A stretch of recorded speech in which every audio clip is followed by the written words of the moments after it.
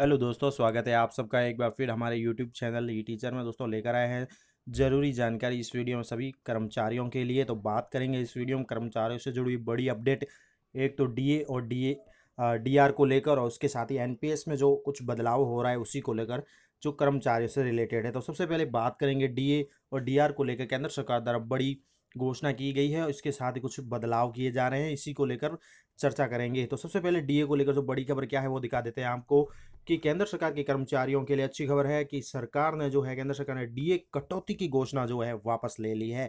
सभी केंद्रीय कर्मचारियों को 1 जनवरी 2020 से महंगाई भत्ता लागू होगा। तो बड़ी खबर है इस वक्त कर्मचारियों के लिए कि केंद्र सरकार ने जो डीए कटौती की घोषणा पहले की थी, अब डीए कटौती की घोषणा को वापस ले लिया गया है और सभी केंद्रीय कर्मचारियों को 1 जनवरी 2020 से महंगाई भत्ता लागू होगा। दिखा देते हैं आपको जो ऑर्डर जारी हो रखा है, जिसमें government of India finance department से जारी है दिल्ली में, जिसमें बात कही गई कि honourable prime minister mega economic package के रूप में, जिसमें यही कहा गया है कि kindly attention is invited to the request made by me through communication letters date 23/4/2020 27/4/2020 to withdraw finance ministers order date 23/4 यानी 23 अप्रैल को जारी ऑर्डर को, जिसमें बात कही गई थी dearness allowance DA and dearness relief DR की to central government employees and pensioner respectively.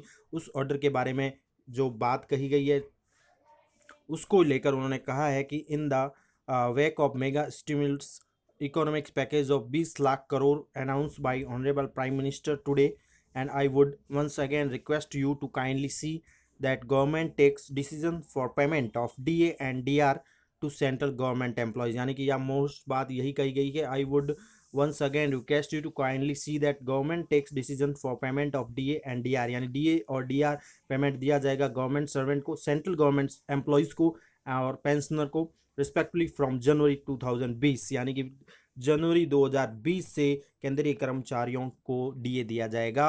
और ये जो कटौती का आदेश जारी हुआ था 23/4/2020 या 27/4/2020 को, उसको विड्रॉ किया जाता है, यानी उसको खारिज किया जाता है। इस प्रकार से केंद्र सरकार के कर्मचारियों के लिए अच्छी खबर है कि सरकार ने डीए कटौती घोषणा वापस ले ली है। अब सभी केंद्रीय कर्मचारियों को 1 जनवरी 2020 से महंगाई भत्ता मिलेगा, जैसा कि इसमें बड़ी बात कही गई है जनवरी 2020 से।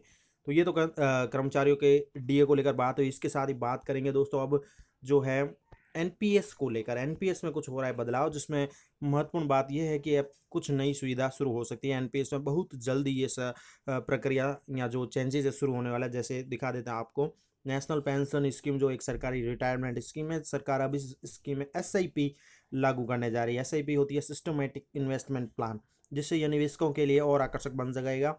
माना जा रहा है कि दशहरा से पहले सरकार नेशनल पेंशन सिस्टम में सिस्टमेटिक इन्वेस्टमेंट प्लान को लागू कर सकती है। सरकार का मकसद है कि पेंशन प्लान को निवेशकों के लिए और ज़्यादा आसान बनाया जाए, आकर्षित किया जाए। इसको लेकर पीएफआरडीए यानी pension fund regulatory and development authority की तैयारी भी आखिरी चरण में है। यह जानकारी NSDL national security depository limit ने दी है। खुद ब खुद डेबिट हो जाएगा। जो नया बदलाव होने जा रहा है उसमें यह है कि पेंशन सिस्टम में एसआईपी ठीक उसी तरह का होगा जैसे ये म्यूचुअल फंड में होता है। एसआईपी निवेश की यह प्रक्रिया है जिसमें इन्वेस्टर के बैंक अकाउंट से एक तय तारीख को 1 महीने में रकम खुद ब खुद कट जाती है। जिस तरह आपका मंथली यूटिलिटी बिल जैसे टेलीफोन, पानी, बिजली महीनेवार ऑटो डेबिट फॉर्म में कट जाता है, उसी तरह से इसकी भी सुविधा होगी। अब नॉमिनेशन में बदलाव भी ऑनलाइन संभव। इसके साथ ही पीएफआरडीए ने हाल ही में एनपीएस में सब्सक्राइबर के लिए एक और बड़ी सुविधा की है, जिसमें यह है कि इसमें पेपर वर्क के बगैर नॉमिनेशन को ऑनलाइन ही चेंज किया जा सकता है। वर्तमान नियम के तहत अगर आप एनपीएस में निवेश करते हैं और नॉमिनेशन में बदलाव करना चाहते हैं तो आपको S2 फॉर्म रिक्वेस्ट डालना होगा। इसके लिए फिजिकली नोडल ऑफिसर से मुलाकात करनी होगी। लेकिन नई सुविधा के तहत यह काम ऑनलाइन होगा। एनपीएस में निवेशकों की दिलचस्पी बढ़ रही है, इसलिए इसकी प्रक्रिया को आसान बनाया जा रहा है। ये सभी सुविधाएं ऑनलाइन की जा रही है, यानी कि नॉमिनेशन में बदलाव भी एनपीएस में ऑनलाइन संभव होगा। एनपीएस क्या होता है, जैसे कि आपको पता है, सरकारी कर्मचारियों के लिए नेशनल पेंशन सिस्टम यानी एनपीएस लागू कर रखा है सरकार ने। सरकार का एक रिटायरमेंट प्लान है, सेविंग स्कीम है, जिसमें केंद्र सरकार ने 1 जनवरी 2004 को लॉन्च किया था। इस तारीख के बाद ज्वाइन करने वाले सभी सरकारी कर्मचारियों के लिए यह योजना अनिवार्य है। साल 2019 के बाद से इस योजना को प्राइवेट सेक्टर में काम करने वाले लोगों के लिए भी खोल दिया गया है। रिटायरमेंट के बाद कर्मचारी एनपीएस का एक हिस्सा निकाल सकते हैं और बाकी रकम से रिटायरमेंट के बाद रेगुलर इनकम के लिए उनको एनुइटी ले सकते हैं। एनपीएस खुलवाने की शर्तें जो इस प्रकार होती है, जैसे कि इस योजना में 2 तरह के अकाउंट होते हैं, एक तो टियर फर्स्ट और टियर सेकंड। हर सब्सक्राइब को एक परमानेंट रिटायरमेंट अकाउंट नंबर उपलब्ध कराया जाता है, जिस पर 12 अंकों का एक नंबर होता है। यही नंबर सभी लेन-देन में काम आता है। कोई भी भारतीय नागरिक जिसकी उम्र 18 से 60 साल के बीच है, इसमें शामिल हो सकता है। इस स्कीम में शामिल होने के लिए नो योर कस्टमर केवाईसी नियमों का पालन करना होता है। सरकार ने देश भर में पॉइंट ऑफ प्रेजेंस पीओपी बनाए हैं, जिसमें एनपीएस अकाउंट खुलाया जा सकता है। देश के लगभग सभी सरकारी और प्राइवेट बैंकों को पीओपी बनाया गया है। आप पेंशन फंड रेगुलेटरी व डेवलपमेंट अथॉरिटी की वेबसाइट के जरिए जो दी गई एनपीएस CRA NSDL डॉट में, जिसमें पॉइंट ऑफ प्रेजेंस तक पहुंच सकते, किसी भी बैंक की नज़दीकी ब्रांच में खाता भी खुलवाया जा सकता है। तो ये एनपीएस को लेकर महत्वपूर्ण जानकारी थी, कुछ इंपॉर्टेंट जानकारी और कुछ जो बदलाव हो रहे हैं नवीन। तो ये तमाम तरह की जानकारी थी आप सभी के लिए इस वीडियो में, और मोस्टली कर्मचारियों के लिए। आशा करता हूँ वीडियो अच्छा लगा। वीडियो अच्छा लगे तो एक लाइक करें। Thank you for watching our channel E teacher.